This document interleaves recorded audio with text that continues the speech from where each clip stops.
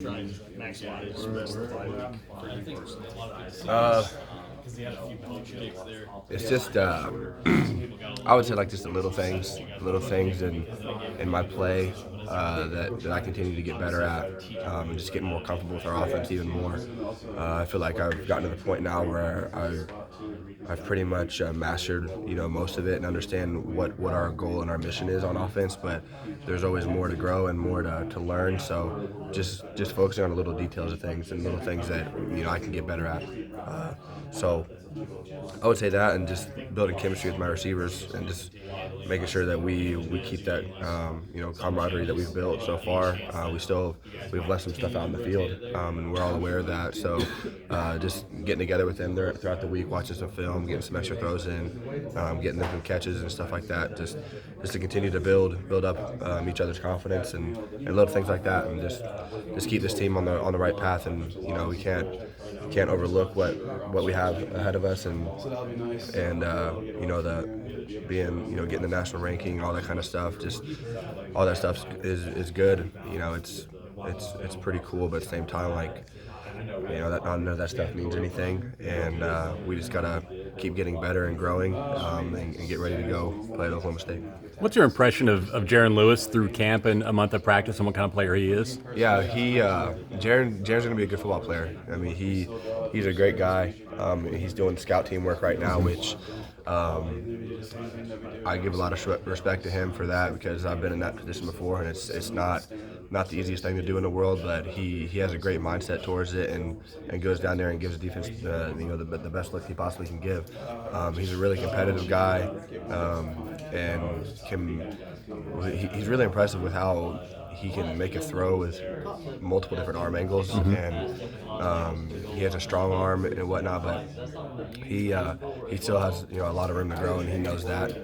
And Coach Klein's been pushing him to get better at little things that he's kind of struggled with, and we have as well, our quarterback room in general. But he's a great dude to have in our room.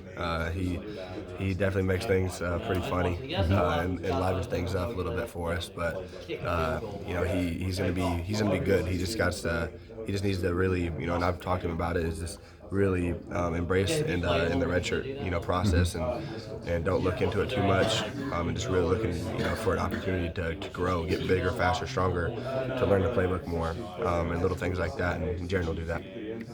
What I forgot one. What would be a selling point to a recruit right now? Kids looking at K-State. Well, I think there's not a lot that needs to be said. I mean, all you need to do is just open your eyes and look at what we're doing. It's special what we're building around here, and it needs to be taken notice by people, recruits in Kansas and yet alone the United States. I mean, what we have going on here is special, and it's just the beginning. That's what's awesome. If I was a recruit in high school, I would be chomping at the bit to play in a program like this. With the leadership of Coach Kleiman, the fan base that we have, the game day atmosphere. I mean, the people in Manhattan, you're not gonna find much better. And that's what I would say. And it's something to be noted that Coach Kleiman came in here and has established himself as quickly as he has, and that just reflects the type of person he is and coach he is, and what kind of coaching staff we have. We just have, on the fourth floor, we have a great group of leaders, of coaches that they're going to love and care about you as a person and player. They're going to develop you. They're not scared to play a redshirt freshman or a freshman. It doesn't matter how young you are. If you come in here and you show that you can understand what your role is, and you're going to help our football team, they're going to play you. And to me, that sticks out more than anything for a young recruit, because any recruit in the United States, they want to go to a place where they're going to have an opportunity to play early. And K-State, that's truly a place where that's a possibility for you. So I would just say that. And just K-State in general, this is a special place, and it's hard to put that into words until you've been here and have experienced it. But there's there's not much like K-State. It means the world to me, and I've grown so much as a person and player here in my time at K-State, and it truly has a special place in my heart. And I truly believe for any young high school kid coming into this city, this town, and this program, that it's going to, when you leave here, you're gonna come out a better man, a better person. Thank you, Scott. Yeah. How long does it take your body to feel normal? Like when you say you feel 100% after a game, kind of like Saturday? I'm starting to get there today a little bit. I was hurting the past couple of days, but that was a pretty physical game. Got hit a little bit more than the first two games, but I think everybody was feeling pretty good. It was a physical game, and there were some big dudes and whatnot. So it usually takes about Tuesday, Wednesday to where I start feeling about 100%. It was a lot different than last year. Battling that hernia injury, not having to deal with that anymore. So, but yeah, it's just, and Coach Kleiman and our coaches really just put emphasis on focusing on the recovery process and getting ice tubs, and we have a great training staff that take care of us in that aspect and giving us whatever we need to get feeling better. So just trying to take advantage of that and just doing our best to keep ourselves healthy. That's the main thing. This is a marathon, not a sprint, and it's going to be a long year, and we need everybody to stay healthy. Being 3-0 for the first time since you've been here, do you start to dream a little bit about what this team can do the rest of the way? Yeah, I mean, it definitely it's opened my eyes to kind of what we're capable of doing.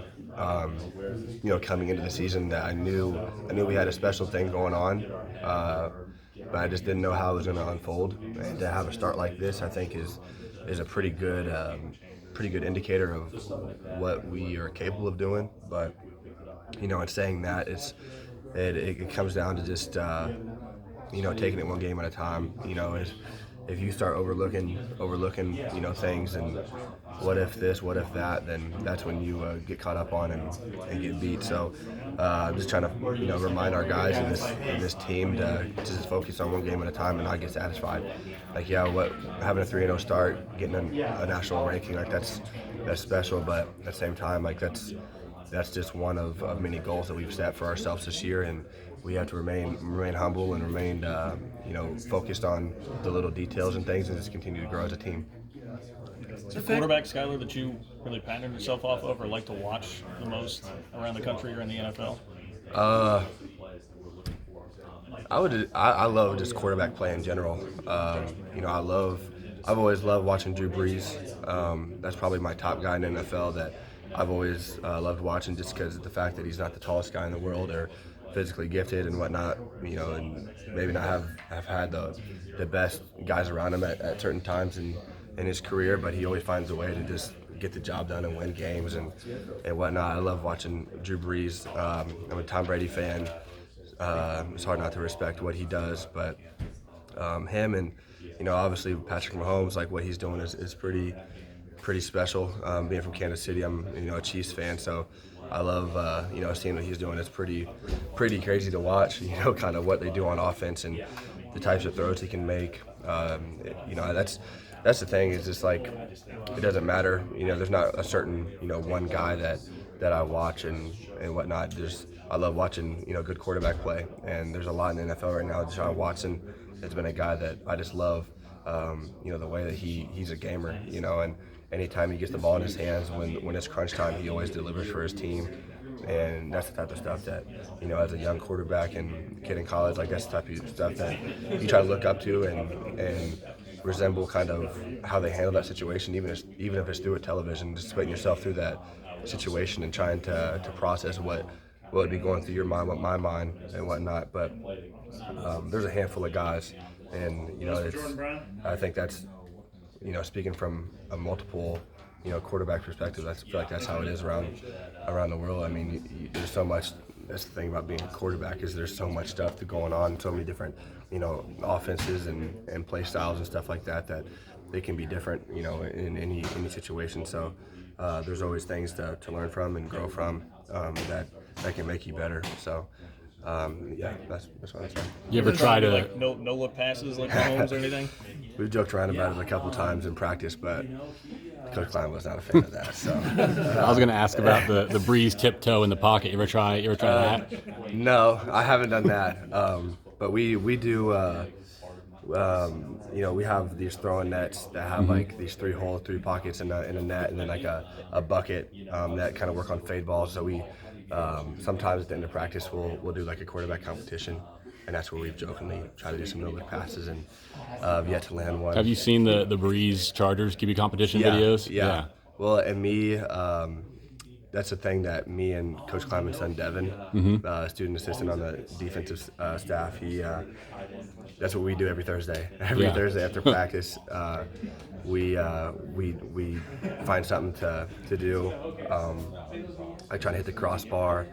We put a cone on top of a dummy and try to hit it. Just hit the cone off the dummy, try to hit the dummy. And he's currently 3-1 against me.